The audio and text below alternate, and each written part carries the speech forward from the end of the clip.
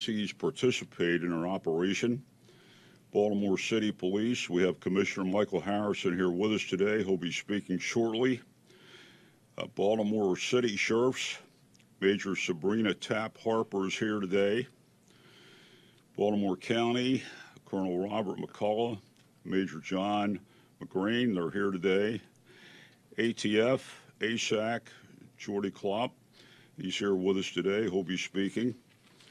Carroll County Police, Charles County Police, Department of Homeland Security, Deputy SAC Freddie Taylor, he's here with us today. Diplomatic Security, DEA, Don Hibbert's here with us today. He'll be speaking. FBI, Acting SAC Jennifer Moore, and ASAC Brian Nadeau, they are here today. Our HIDA program, High Intensity Drug Trafficking Area, HIDA Deputy Director Gary Hartman's here with us today. Howard County Police, John Hopkins Hospital, Maryland Department of Corrections and Public Safety, Acting Secretary Mike Ziegler and Robert Sneed are here with us today. And Governor, that was a great choice with Mike Ziegler. He's a can-do guy. Worked with him in the state police, a top administrator. So thank you for doing that, making Mike the acting. Maryland Department of Transportation Authority, Maryland State Police Superintendent Bill Palazzi, who will be speaking today, Lieutenant Colonel Dave Rule, and Lieutenant Chris Stein, Commander of Special Operations, are here today. Maryland Transit Authority Police, Metropolitan Police, Montgomery County Police, Captain Michael Wall, he's here with us today. Montgomery County Sheriff's Office, Prince George's County Police, Customs and Border Patrol, Immigration Customs Enforcement, United States Secret Service, SAC Jimmy Yee is here today, he'll be speaking. University of Maryland Shock Trauma, the United States Attorney's Office, and Governor's Office of Crime Control and Prevention. We had Director Glenn Fuston here with us today, and Carl Katowski. Carl is a retired DEA SAC. Our anti-crime initiative, Operation 7 Sentinels, struck fear in the hearts of evil on violent offenders in Baltimore City, many of which were repeat offenders. We received approximately 800 warrants, and after we washed them and scrubbed them, we determined that 400 met our criteria as violent offenders. Of the 400 violent offenders, 400 warrants were successfully served. We made 264 arrests during that operation. Some people were out of Dodge, and we still have warrants out on them. But last year when we did this governor's initiative to suppress crime in Baltimore City, the bad guys that we didn't arrest got out of Dodge, and we didn't have a homicide here for 19 days. I know Commissioner Harrison will be speaking on that, but I do know that crime went down in Baltimore City during this successful operation with all of our partners. As you can see, it was a big operation, and a lot of agencies stepped up to the plate. One significant arrest that caught my eye during the operation was that of Jeremiah Amos. Amos was arrested by the task force on March the 8th for the murder of a 2-year-old, Trevor Graham. On January 26, Baltimore City officers responded to the 900 block of West Fayette Street in Poppleton for a report of an unresponsive child. The child was taken to the hospital where he died the next day. The medical examiner's office ruled the child's death a homicide on March 1st, and his cause of death was blunt force trauma. During this operation, Amos was arrested at 1900 Cedric Road. He was charged with second-degree murder, first and second-degree child abuse, and first and second-degree assault. So it's good to arrest. It does my heart good to arrest these despicable individuals that prey on the helpless and the innocent. And as some people say, that is a good reason why we should have the death penalty. But I'll leave that for another day. I would now like to introduce our good governor, Larry Hogan, and thank him. We're blessed to have him as our governor with the leadership and with this initiative, just like the initiative last year, and his strong anti-crime stance for Baltimore and the state of Maryland, and his strong support of Maryland and national law enforcement. I tell you what a blessing he is. I know when I get up in the morning and have my prayers and devotionals, I thank the Lord for Governor Larry Hogan. And Governor, could we call you to the podium to say a few words, and then we'll have these other folks speak. Thank you. Thank you, Johnny. Well, thank you all very much. Good morning. Thank you, Johnny.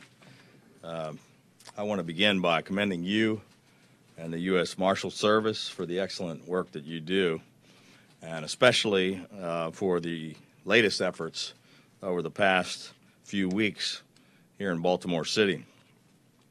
I also want to thank the Maryland State Police, all of our state law enforcement agencies, our federal partners, including the FBI, the ATF, the DEA, Immigration and Customs Enforcement, Homeland Security, the U.S. Secret Service, and the U.S. Attorney's Office, as well as all of the local police agencies from surrounding jurisdictions, including Baltimore County, Howard County, Montgomery, Prince George's, Charles counties, and from neighboring states and Washington, D.C., all of whom have been working together to back up the Baltimore City Police Department and Baltimore City Sheriff's Office. We're here today to provide an update on the status of these joint operations, which have resulted in an additional 264 arrests in Baltimore City in the past 3 weeks. The main focus of our entire joint operation was to remove some of the most violent repeat felons from the streets of Baltimore City. Through these joint efforts, we have made 25 arrests for homicide or attempted homicide, 86 arrests for assault and aggravated assault, as well as numerous firearms, kidnapping, and gang drug dealing arrests. I want to thank each of the 27 participating agencies at the federal, state, and local level for their hard work and dedication during this latest joint operation. Our administration remains committed to backing up the Baltimore City Police Department in their mission to protect the citizens of Baltimore, and we remain laser focused on the mission of removing the most violent criminals from the streets of the city.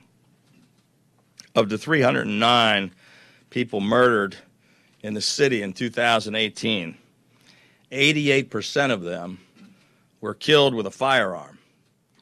But according to the Baltimore City Police Department, 60% of those convicted of gun crimes in the city do not serve any serious time.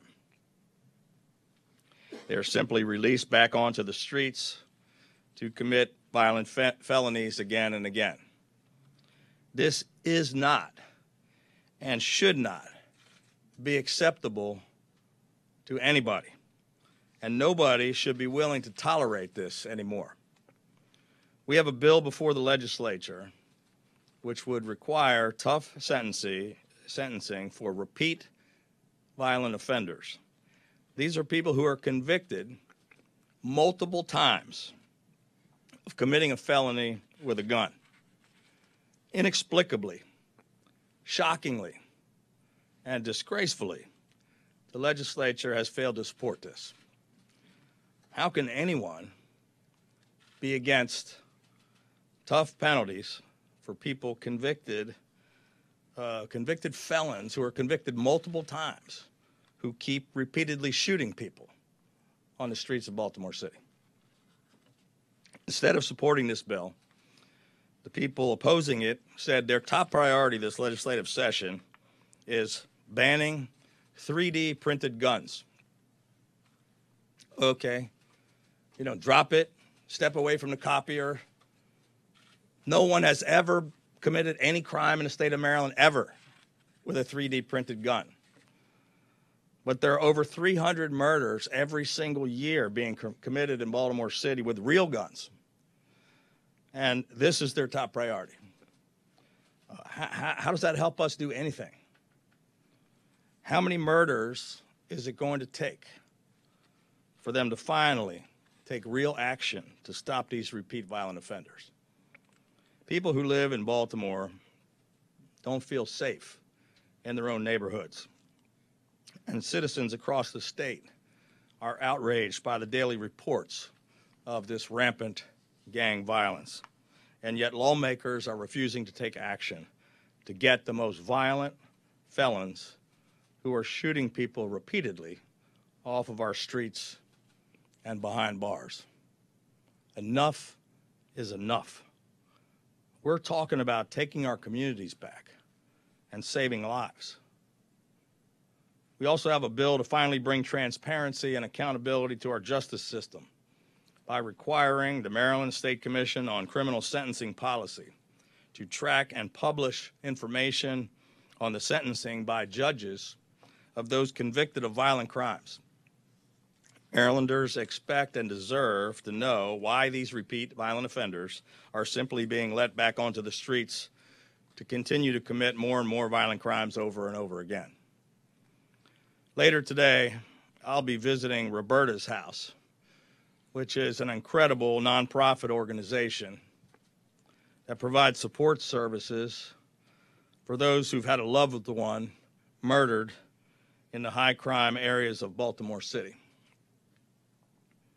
Last month, in just the span of 24 hours, 14 people were gunned down in the streets of Baltimore. Behind every one of these violent crimes are real victims and grieving families.